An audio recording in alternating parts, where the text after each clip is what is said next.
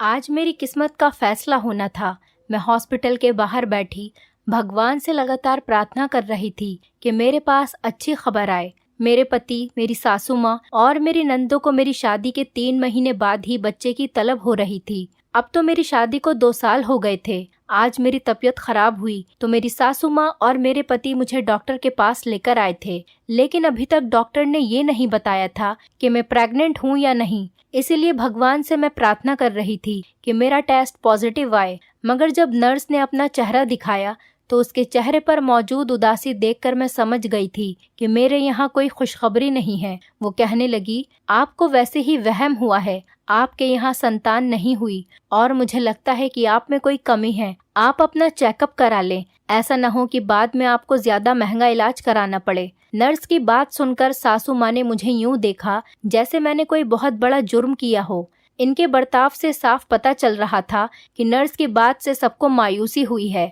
मेरा पति बोला कि कोई जरूरत नहीं इलाज कराने की, अभी हम घर चलते हैं। उसने फौरन ही ऑटो को रोका और हम लोग उसमें बैठकर तुरंत घर आ गए थे। मेरा दिल बुरी तरह से रो रहा था। घर आते ही पति ने मुझसे कहा कि चाय बना दो। मैं चाय बनाकर ले आई तो मेरी सासू माँ, पति और नंदे यही बातें कर रहे थे कि अगर मुझे आज संतान नहीं हुई तो 5 साल बाद भी नहीं होगी। इसीलिए वक्त खराब करने से कोई फायदा नहीं। हमें जल्द से जल्द इसका या तो इलाज करवाना चाहिए या फिर सारे टेस्ट करवाकर ये पता लगाना चाहिए कि कभी संतान पैदा कर भी सकती है या नहीं। मेरी सासू माँ ये सुनकर बोली, अरे बेटा, हमारे पास इतने पैसे कहाँ हैं कि हम इसका टेस्ट या इलाज करवाते। फिर वैसे भी बंजर जमीन बंजर ही होती है, इस पर कितनी मेहनत करो वो फसल नहीं उगा सकती है। इन बातों से मेरे दिल में तीर चल रहे थे। मैं तुम्हारे लिए कोई अच्छी सी लड़की देखती हूँ, ऐसी लड़की जो साल के अंदर हमें इस घर का वारिस पैदा करके दे। मेरी सासू माँ ने बड़ी सफाई से कहा था। मेरा घर बर्बाद करते हुए उन्हें जरा भी रहम नहीं आ रहा था। मैंने जाने क्या सोचकर अपनी सासू माँ को ये कहा कि माँ जी, आप मुझे 6 महीने का समय दें। अगर संतान ना हुई तो मैं खुद ही इस घर से चली जाऊंगी। मुझे भी यहाँ रहने का कोई शौक नहीं। मेरी बात सुनकर मेरी सासू माँ ने मुझे यूं देखा जैसे मैंने किसी चमत्कार की बात कर दी हो। तो मेरे मुंह से ये सुनकर वो बोल पड़ी, अरे जब 2 साल में कुछ नहीं हुआ तो 6 महीने में क्या होगा। मैं कह रही हूँ ना, आप मुझे आखिरी बार समय दें। मेरे पति के लिए किसी लड़की का रिश्ता ना देखें। मैं अपने पति के लिए सब कुछ सहन कर सकती हूँ, पर अपने पति का बंटवारा नहीं। बस आप थोड़ा समय दे दें। मैं भगवान से प्रार्थना करूंगी, अपना इलाज भी खुद ही करूंगी। अगर आपको संतान नहीं मिली तो मैं खुद इस घर से चली जाऊंगी। मैं कह रही हूँ ना, आपको कोई परेशानी नहीं होगी। ये बात सुनकर सासू माँ का मुंह खुला का खुला रह गया। अरे देखो तो कैसी बातें कर रही है, इसमें इतनी हिम्मत कहाँ से आई कि ये हमें छोड़कर जाएगी। मतलब इसके सर पर किसी का हाथ है। मेरी सासू माँ ने बात को नया मोड़ दे दिया। मैं परेशान हो गई। मैंने कहा, ये बात नहीं है। मैं इन 6 महीने में अपना कोई ना कोई इलाज जरूर तलाश कर लूंगी। जब मैं रोज इलाज के लिए घर से निकलूंगी तो कोई ना कोई उपाय मिल ही जाएगा। मेरी सासू माँ मुझसे कहने लगी, इन सब हरकतों का कोई फायदा नहीं है। हमें जल्दी से जल्दी संतान चाहिए। अगर तुमने 6 महीने का समय मांगा है तो मैं तुम्हें 3 महीने का समय देती हूँ। अगर इस बीच कोई खुशखबरी नहीं मिली तो मैं लड़की देखना शुरू कर दूंगी और 6 महीने के अंदर ही अगर तुम्हें संतान नहीं हुई तो 7वें महीने में मैं तुम्हारे पति का विवाह अपनी भांजी से कर दूंगी। उसे कोई आपत्ति नहीं है मेरे बेटे से दूसरा विवाह करने पर। ये बात सुनकर मेरा दिल खून के आंसू रोने लगा। मैं अपने पति को किसी और के साथ बांटने का सोच भी नहीं सकती थी। मैं उसी दिन शाम के समय अपने घर से निकल गई थी। मुझे अपनी दोस्त नीलिमा की बहुत याद आ रही थी। मैं नीलिमा का बहुत मजाक उड़ाया करती थी क्योंकि वो मुझे अजीबोगरीब मन घड़ंत कहानियां सुनाया करती थी। कभी कहती कि मेरी माँ ने एक लड़की का इलाज कराया है तो उसके यहाँ 10 साल बाद संतान पैदा हुई, तो कभी कहती कि पिताजी के टोटके की वजह से एक लड़की के यहाँ 15 साल में संतान हुई। मैं यही बात सुनकर उसका मजाक उड़ाया करती थी, पर मुझे आज उसकी जरूरत थी। मैं नीलिमा के घर गई, उसके घर का दरवाजा बजाया। नीलिमा ने दरवाजा खोला और मुझे परेशान देखकर मेरे गले लग गई और बोली, क्या हुआ, तुम अपनी जिंदगी में खुश नहीं हो। मैंने कहा कि मैं खाक खुश हूँ। मेरे घर संतान नहीं हो रही है, इसीलिए तुम्हारे पास मदद मांगने आई हूँ। क्या तुम मेरी मदद कर सकती हो। मेरे मुंह से ये सब सुनकर नीलिमा बोली, हाँ मैंने तुम्हारे लिए बहुत कुछ सोच रखा था, क्योंकि तुम्हारी शादी को 2 साल हो गए, अभी तक तुम्हें संतान नहीं हुई। मेरी भी दिली तमन्ना है कि तुम्हारे घर संतान हो जाए और तुम्हारी सासू माँ और पति खुश हो जाएं। मैं ये बात सुनकर हैरान हो गई। मैंने कहा, तुम्हें कैसे पता मैं खुश नहीं हूँ? तो कहने लगी, वो तो तुम्हारे चेहरे से साफ साफ पता चल रहा है, बताने की कोई जरूरत नहीं है। तो मैंने कहा, चलो तुम मुझे इलाज बताओ, कौन कौन से इलाज हैं? तो इस पर वो कहने लगी, मैं तुम्हें बाजार लेकर जाऊंगी। बाजार में एक बूढ़ा बैठता है, उसके पास हर तरह की बांझ औरतों का इलाज है। तुम उसका भरोसा करो या नहीं करो, लेकिन उसने काफी औरतों का इलाज किया है। तुम भी उसके पास चलोगी तो खाली हाथ नहीं लौटोगी। तुम्हारा पति भी खुश हो जाएगा और सास भी, और वो तुम्हारे पति की दूसरी शादी भी नहीं करेंगी। अब ये फैसला तुम्हें खुद करना है कि तुम्हें बाबा जी के पास जाना है या नहीं। मैंने कहा, जरूर, मेरे पास कोई और चारा नहीं है। बाबा जी के पास जाकर भी अगर मुझे कोई लाभ न मिला तो मुझे कहीं और जाना पड़ेगा, लेकिन मेरे लिए संतान इतनी जरूरी है जैसे जीने के लिए पानी और रोटी की जरूरत होती है। तुम्हें पता है, अगर मैं बेघर हो गई तो मेरे पास घर का आसरा भी नहीं रहेगा और मैं अपनी जिंदगी कैसे गुजारूंगी? ये कहकर मैं रोने लगी। नीलिमा ने मुझसे कहा, मैं तुम्हें बाबा जी के पास लेकर जाऊंगी। अगर तुम्हारा इलाज न हुआ तो तुम खुद जान लेना, तुम्हें समझ आ जाएगा कि मैं सच कह रही हूँ। मैं ये बात सुनकर बहुत खुश हो गई। मैं घर आई, मेरे चेहरे पर खुशी थी। मेरे पति ने पूछा तो मैंने सारी बात बता दी। मेरे कहने से पहले ही उसने कहा, ठीक है, अगर बाबा जी के पास तुम्हारा इलाज है तो मैं दूसरी शादी नहीं करूँगा, लेकिन अगर ऐसा नहीं हुआ तो तुम ये घर छोड़कर खुद ही चली जाओगी और मेरी शादी में रुकावट नहीं बनोगी। मैंने कहा कि ठीक है, तुम मुझे बस 6 महीने का समय दे दो। मेरे पति के चेहरे पर मुस्कुराहट थी, जैसे वो पहले से ही जानता हो। मैंने भगवान से प्रार्थना की कि जो भी हो सब सही हो। कल दिन में मैं नीलिमा के घर गई। वो पहले से ही तैयार बैठी थी। मुझे देखकर वो बहुत खुश हो गई और बोली कि तुम आ गई, चलो अब बाबा जी तुम्हारा इंतज़ार कर रहे होंगे। मैंने कहा, क्यों, वो क्यों मेरा इंतज़ार करने लगे? इंतज़ार तो मुझे उनका करना चाहिए। तो इस पर नीलिमा कहने लगी, अरे मेरा मतलब ये है कि मैंने तुम्हारे लिए टाइम लिया था, उनसे कहा था मैं अपनी दोस्त के साथ आपके यहाँ आऊँगी, तभी वो उस टाइम किसी का इलाज नहीं करेंगे। तुम्हें पता है वो बहुत उसूलों वाले बाबा जी हैं, बाकी लोगों जैसे नहीं हैं कि 100 लड़कियों से बात करें और भूल जाएं कि किसका इलाज किया था। उन्हें आज तक एक एक लड़की याद है कि कब किसका इलाज किया था और क्या इलाज किया और कब से कब संतान हुई, वगैरह वगैरह। यही बातें करते करते हम बाबा जी के घर पहुंच गए, जो बाहर से बहुत अजीबोगरीब था। मैंने जैसे ही कमरे का पर्दा हटाया और देखा तो मैं बहुत ज्यादा डर गई। वहाँ बहुत ज्यादा अंधेरा था, जिसमें कहीं रोशनी नहीं थी। मैंने नीलिमा से कहा, ये क्या है? वो बोली कि इस टाइम यहाँ की लाइट चली जाती है। तुम्हें बाजार का तो पता है, यहाँ कितना रश्क रहता है, कितनी बहुत सारी दुकानें हैं, इस वजह से यहाँ लाइट कम आती है। तुम चिंता मत करो, अंदर बैठो, अभी लाइट आ जाएगी। मैं डरते डरते कमरे में बैठ गई। मेरे पास नीलिमा भी बैठ गई। मैंने जोर से नीलिमा का हाथ पकड़ लिया। मैंने उससे कहा, तुम कहीं मत जाना, मुझे यहाँ पर बहुत डर लग रहा है। मैं पहली बार यहाँ आई हूँ। क्यों डर लग रहा है? एक मर्दाना आवाज़ कमरे में से आई। मैं कोई आत्मा तो नहीं हूँ बेटी जो तुम्हें खा जाऊंगा। मैंने तो कभी भी किसी लड़की के साथ कुछ गलत नहीं किया, कभी ऐसा एहसास नहीं दिलाया कि वो किसी मर्द से इलाज करा रही है।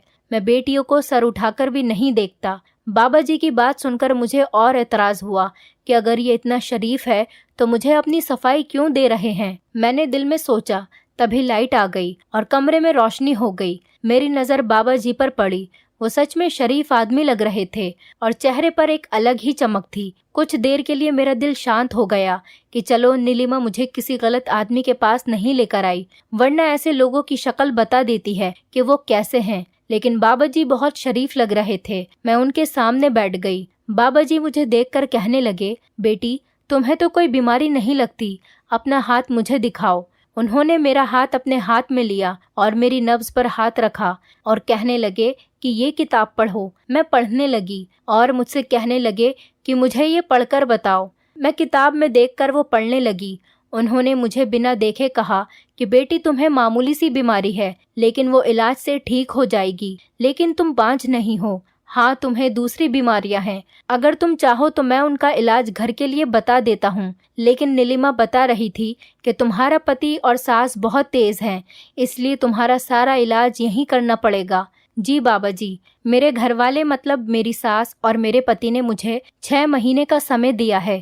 अगर मुझे इतने समय में संतान नहीं हुई तो मेरी तलाक हो जाएगी और मेरे पति की दूसरी शादी करा देंगी। ये सुनकर बाबा जी कहने लगे, ये तो बहुत ही बुरी बात है बेटी। संतान मर्द के नसीब से होती है, औरत के नसीब से भोजन की प्राप्ति होती है। बाबा जी की बात सुनकर मैं खुश हो गई कि चलो मैं बांझ नहीं हूँ, मेरा इलाज हो जाएगा। बाबा जी बोले, बेटी तुम दूसरे कमरे में जाओ, मैं नर्स के हाथ दवाई भिजवाता हूँ। वो तुम्हें इंजेक्शन भी लगा देगी और साथ ही तुम्हारा इलाज भी यहाँ पर शुरू हो जाएगा। 10 दिन तक तुम्हारा इलाज होगा, फिर तुम ठीक हो जाओगी, कमजोरी भी दूर हो जाएगी। बाबा जी ने कहा और मुझे अपने कमरे में जाने का हुक्म दिया। नीलिमा बाहर ही खड़ी थी, उसके चेहरे पर भी मुस्कुराहट थी, जैसे वो कुछ जानती हो। कहने लगी कि चलो दूसरे कमरे में चलो, मैं तुम्हारे लिए दवा लेकर आती हूँ। नीलिमा मुझे दूसरे कमरे में ले गई। वहाँ पर एक बेड पड़ा हुआ था, उसके ऊपर चादर बिछी हुई थी और रेशमी सा बिस्तर था। उस बिस्तर के ऊपर जाकर बैठी। नीलिमा बोली कि तुम्हें इलाज के लिए लेटना पड़ेगा, काफी देर हो जाएगी। अगर तुम्हें आज कोई मसला है तो आज जल्दी चली जाओ, कल से आ जाना, क्योंकि तुम्हारे इलाज में देर हो गई तो तुम्हारा पति मेरी जान खा जाएगा। मैंने कहा, वो तुम्हें क्यों कुछ कहेगा, उसे कोई मसला नहीं होगा, तुम मेरा इलाज शुरू करो। उसने मुझे बिस्तर पर लिटाया और बोली कि ये शरबत पी लो, इससे तुम्हारे शरीर को ताकत मिलेगी, फिर तुम्हारा इलाज शुरू करते हैं। मैं तो नीलिमा पर बहुत भरोसा करती थी। मैंने शरबत पी लिया, फिर उसने मुझे लिटाया और ऊपर से एक गीला कपड़ा डाल दिया। मैं समझ नहीं पाई कि उसके बाद क्या हुआ। मैं पूरी तरह से बेहोश हो गई। जब मेरी नींद खुली तो लगभग 2-3 घंटे बीत चुके थे। मैंने आंखें खोलकर देखा, मेरे पास कोई नहीं था, मैं अकेले इस कमरे में थी। मैं ये देखकर हैरान हो गई कि नीलिमा मुझे छोड़कर कहाँ चली गई। मैंने उठकर इधर उधर देखा, नीलिमा मुझे कहीं नजर नहीं आई। मैं बाहर आई तो वहीं पर नर्स खड़ी थी जिसने मुझे इंजेक्शन लगाया था। नीलिमा कहाँ गई? मैंने रोने वाले अंदाज में उससे पूछा। शाम के 6 बज रहे थे, अंधेरा हो चुका था। दीदी नीलिमा तो चली गई। वो कह रही थी कि आपको समय लगेगा, आपको नींद आ गई थी, इसीलिए उन्होंने आपको जगाना ठीक नहीं समझा। ये कहकर वो नर्स भी वहां से चली गई। मैंने बाबा जी का पूछा तो पता चला वो पूजा कर रहे हैं। अब तो और भी ज्यादा मैं अब तो और भी ज्यादा परेशान हो गई। मैं खुद वहां से एक रिक्शे में बैठी और घर आ गई। घर में जाते ही मैंने देखा कि मेरी सास और मेरे पति बैठे मेरा इंतजार कर रहे थे। वो मुझे देखकर बोले कि कहाँ गई थी। मैंने उनसे कहा, मैं अपने इलाज के लिए गई थी, लेकिन रास्ते में कोई मसला हो गया, रोड बंद था, इसलिए देर हो गई। मेरे पति ने मुझे सर से पैर तक घूरा और मुझसे कहने लगे, लगता तो नहीं है कि रोड बंद था। मुझसे आज के बाद झूठ मत बोलना, वरना 6 महीने से पहले ही तुम्हें छोड़ दूंगा। ये बात सुनकर मैं रोने लगी। मेरे पति अब मुझ पर शक करने लगे थे। सास भी मुझे घूर रही थी। मुझे नीलिमा पर बहुत गुस्सा आ रहा था। वो मुझे अकेला छोड़कर क्यों चली गई? वो मुझे अकेला छोड़कर चली आई। कम से कम उसे मुझे बताना तो चाहिए था कि वो घर जा रही है। अगले दिन सुबह सुबह मैं अपने सारे काम खत्म करके नीलिमा के घर चली गई। जाते ही उस पर मैं बरस पड़ी। नीलिमा, तुझे शर्म नहीं आई? तुम मुझे वहाँ अकेला सोता छोड़कर कैसे आ गई? कोई एहसास है तुम्हें? मैं तुझ पे कितना भरोसा करती हूँ, तूने मेरे भरोसे का ये सिला दिया। नीलिमा मेरी बात सुनकर उल्टा मुझसे ही नाराज हो गई कि मेरे इलाज में समय लगता, इसलिए वो वहाँ से आ गई थी। मेरे पति ने मुझे बुला लिया था या मेरी बेटी बीमार थी, वगैरह वगैरह। मैं उसकी बात सुनकर चुप थी। सोच लिया कि चलो आगे से नीलिमा से कोई गिला नहीं करूंगी। एक तो वो मेरा इलाज करा रही है, ऊपर से मैं उस पर ही नाराज हो गई। वैसे भी मुझे शाम को भी उसके साथ जाना था। मैं शाम को अच्छे से तैयार हुई और खुद को ढक लिया। नीलिमा ये देखकर मुझसे कहने लगी, तुमने खुद को क्यों ढका है?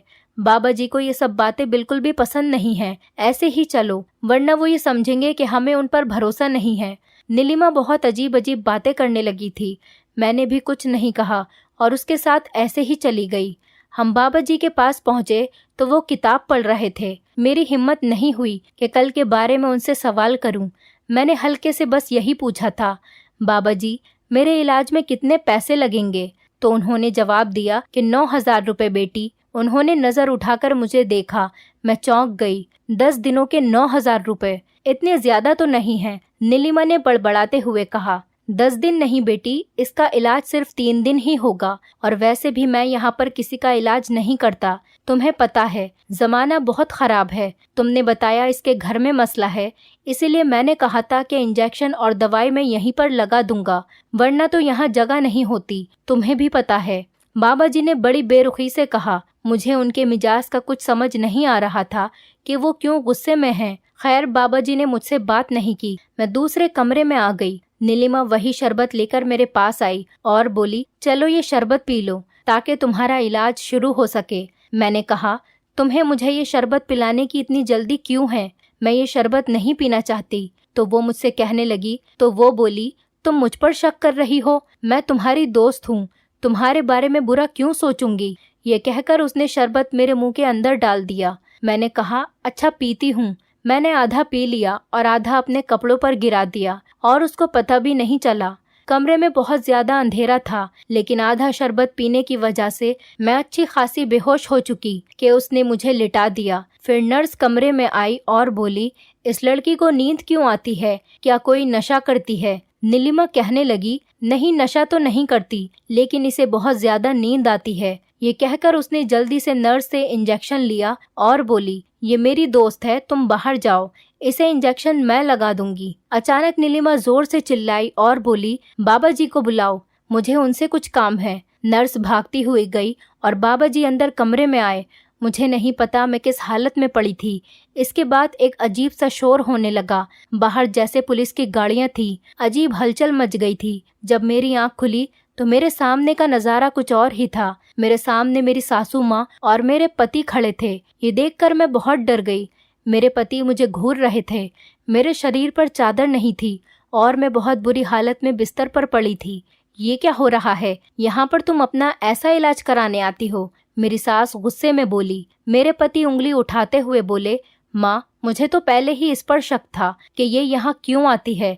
रात को 6-7 बजे तक कहीं पर रुकना आखिर बिना वजह तो नहीं हो सकता। मैं सब समझ गया कि ये मुझे किसकी संतान देना चाहती है। इसे क्या लगता है कि मैं संतान पैदा करने के लायक नहीं हूँ? मैं दूसरी शादी करके इसे औलाद पैदा करके दिखाऊंगा।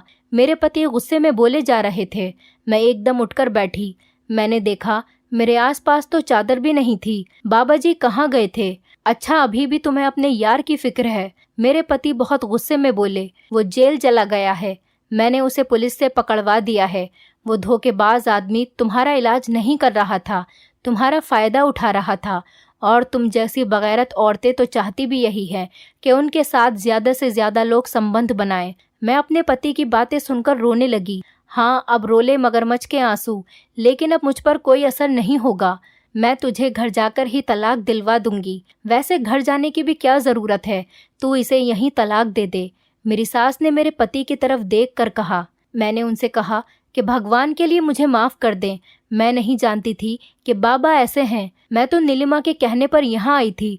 नीलिमा इतनी बेवकूफ़ नहीं है, वो मेरी भांजी है।